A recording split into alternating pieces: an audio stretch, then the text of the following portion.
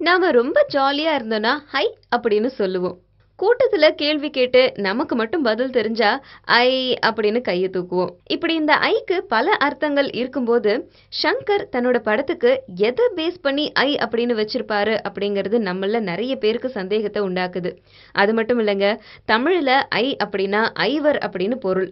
ஆனா இந்த படத்துல விக்ரம் இருக்காங்க, ஹெமி ஜாக்சன் இருக்காங்க, எல்லாருமே இருந்தும் ஐவர்னு ஏன் மீனிங் உள்ள ஒரு பேரை வைக்கணும் அப்படின்னு யோசிக்க தோணுது. ஷங்கரோட பிரம்மாண்டமான அடுத்த படைப்பு தான் ஐ.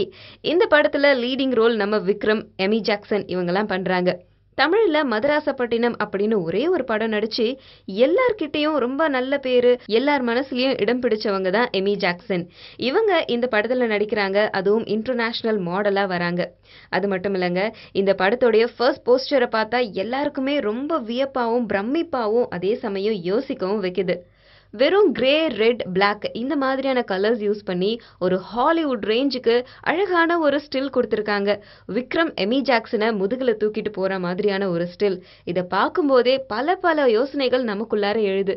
படம் இப்படி இருக்குமோ அப்படி இருக்குமோ அப்படின்னு சொல்லிட்டு. அது எப்படி இருந்தாலும் படம் வந்ததுக்கு அப்புறம் தான் தெரியும். பார்க்கலாம் எல்லாரையும் இந்த ஐ ஓ போட வைக்குதா அப்படின்னு.